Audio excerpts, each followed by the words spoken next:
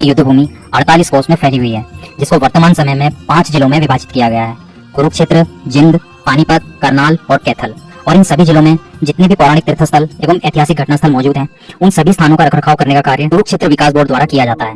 और अभी जिस स्थान को आप देख रहे हैं, हरियाणा के कैथल जिले के कौल गांव का ये विशेष स्थान महाभारत की युद्ध भूमि का एक घटना स्थल है।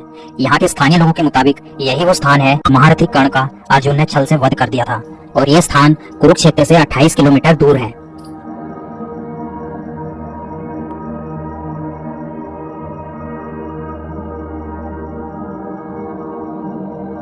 और मैं गांव कोल से हूँ जी। तो ये जो अपनी जगह है ये कुरुक्षेत्र भूमि से 48 कोस मतलब दूर है। जी जी। यहाँ पे जो अपने महाभारत के जो दानवीर कर्ण जी हुए हैं, उनके यहाँ पे उन्होंने भगवान श्री कृष्ण जी महाराज को अपना सोने का दान किया था।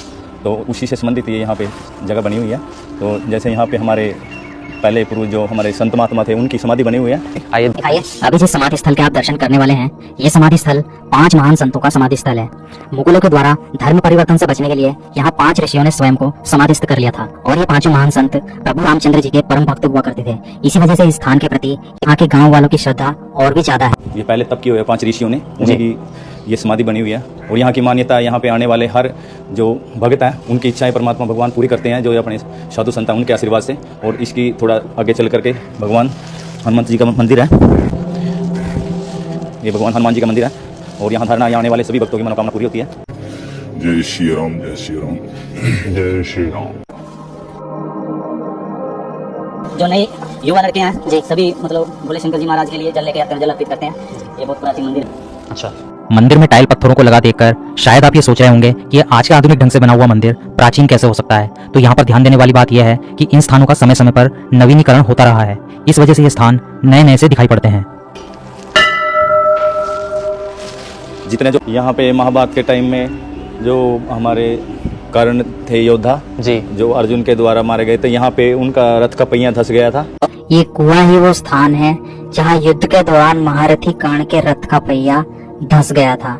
लेकिन सबसे चौंकाने वाली बात यह है कि ये कुआं आज भी इतना गहरा है कि इसका तल दिखाई नहीं देता।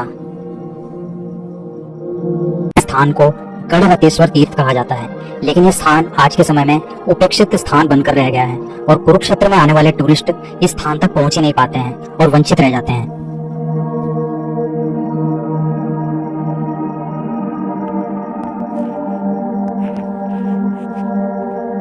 हाल ही में स्थान को कुरुक्षेत्र विकास बोर्ड ने अपने अंतर्गत ले लिया।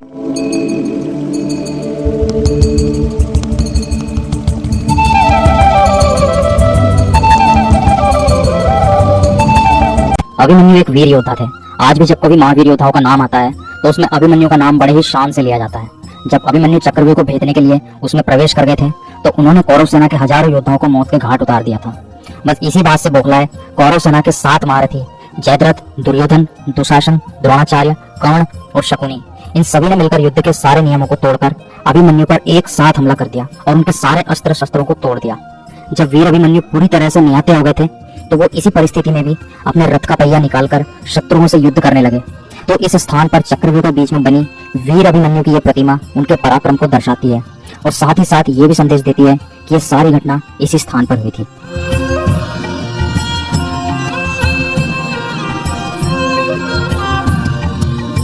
और इसी प्रकार से इस स्थान पर बना ये चक्रव्यूह भी ये दर्शाता है कि महाभारत युद्ध में बना असली चक्रव्यूह कैसा दिखता होगा।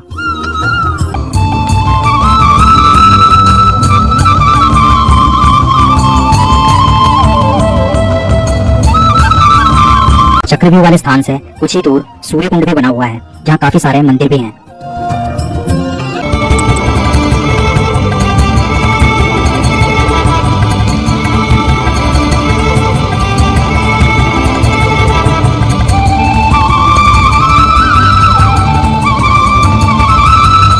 अभी आप जो ये प्रतिमा देख रहे हैं, ये महर्षि दधीची और देवराज इंद्र के बीच जो हुए संवाद हैं कुछ, उनको यहाँ पर प्रदर्शित किया गया है प्रतिमा के रूप में।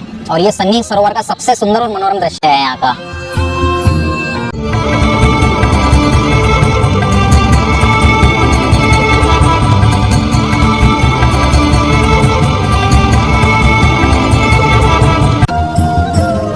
माँ देवी को भद्रकाली मंदिर को कुरुक्षेत्र का सबसे विशेष मंदिर इसलिए माना जाता है क्योंकि ये पूरे हरियाणा में एकमात्र शक्तिपीठ है और समस्त कुरुक्षेत्र के सबसे प्राचीन मंदिरों में से एक है।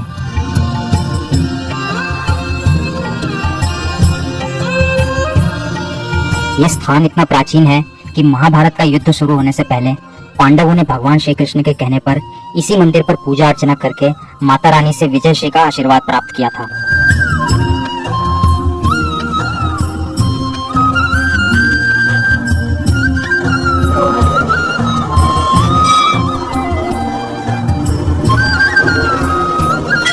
जब पांडव युद्ध में विजयी होकर लौटे थे तो उन्होंने माता रानी को अपने सभी घोड़े अर्पित कर दिए थे।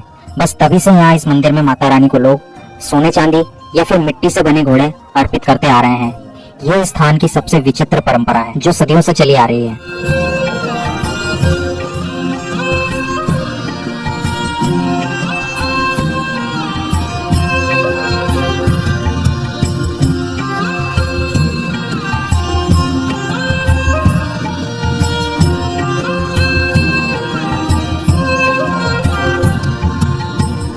ये पवित्र मंदिर 52 शक्तिपीठों में से एक है।